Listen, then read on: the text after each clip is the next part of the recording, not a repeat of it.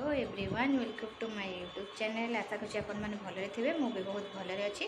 आज गोटे नुआ रेसिपी मु बनाऊँगी तो मुझे आपण मानक देखी मैदार केक तैयारी करुँची केमिति करुँची कौन कौन नहीं करुँची आपण मानक मु देखुची। चलते देखिए केमिति होची। देखो एठी मु केक पे सब जिनस रेडी कर देछि।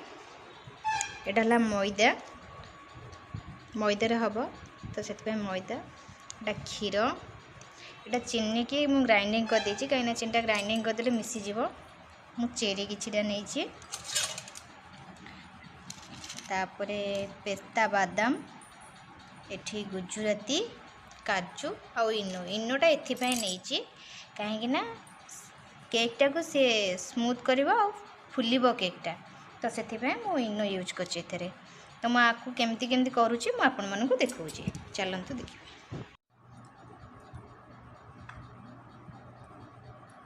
आधे मु गोटे चमच मैदा गोले देली। मैदा गोले देले एटा सबु आड़ी के लगिकी रहिबो। देखो तो एमती मैदाटा को एमती गोले देवे। देखो तो आधे रिफाइन तेल नहीं एमती लगे देवे। एमती लगे देवे केकटा सहजरे छाड़ी जीवो।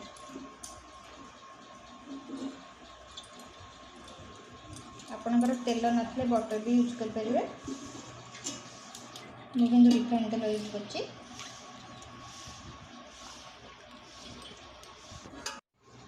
देखो तो आधे मुझे भल भाव तेल चारिपटे लगे दीची।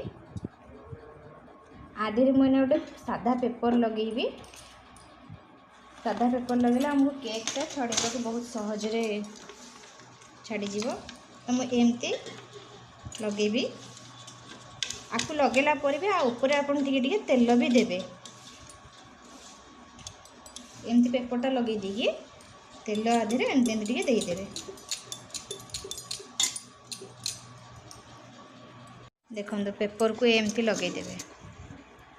एमती लगेदेले केकटा आपन को सहजरे उठेबा को किसी भी असुविधा हेनी सहजरे उठीज केकटा। मुझे रिफाइन तेल किछिटा नहीं जाइए। आधे एवं मुझे जो चीनी ग्राइंडिंग करी चीनी तक पकईदेली आपको भल भाव मिक्स करदे। देखो तो आधे चीनीटा जो गुंड हो पड़ता भल भाव मिक्स कर देछि। ताधे एवं मुझे जो काटी काजू पेस्ता गुजराती आपको पकईके मिक्स करदे। इठी मु गोटे गिनारे क्षीर रखी पूरा ठंडा करके रखी। आप फ्रिज ठंडा करें नॉर्मली फैन लगे हो कि सेमती खाली हो।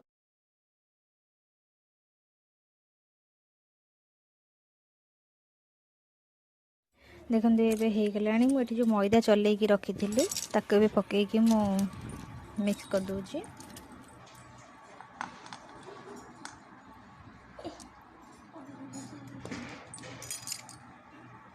मु चेरी जो गोले रखी मैदार ताक पकईकि मु मिक्स करुँची।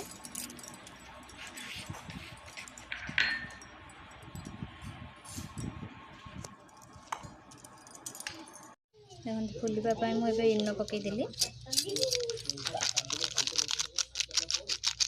इनोटा पकड़े आपणकर केकटा फुल। तो एपटे मोर तातीगला। देखो ये मुझे कड़ईटा बसई दी। आधे मु लुण नेली। यहाँ लुण द्वारा ही हम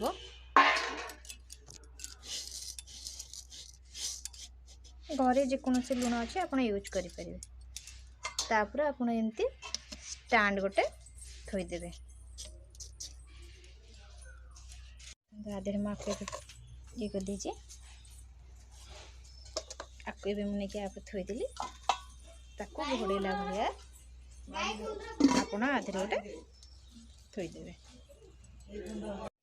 देखो तो ये मोर आस्ते आस्ते आसला। आपको हल्का जाल दे करेंगे। आपंकर जब चुली अच्छी चुली रे करेंगे। तो ये रेडी हो गला आमर केक। आपको कटा हम खिया हम। देखो बहुत सुंदर देखा जाउची खाइले भी बहुत सुंदर लगे। देखो मो झील को मुझे मो झील ए खाऊँ। बुनू केमती लगुच? बढ़िया। ମୁଁ ବି ଟେଷ୍ଟ କରିଥିଲି, ବହୁତ ଭଲ ଲାଗୁଛି। ଆପଣମାନେ ଘରେ ବନାନ୍ତୁ, ଥରେ ଖାଆନ୍ତୁ, ତାପରେ କମେଣ୍ଟରେ ଜଣାନ୍ତୁ ଆପଣମାନଙ୍କୁ କେମିତି ଲାଗୁଛି। ନିଶ୍ଚିନ୍ତ ବନେଇବେ।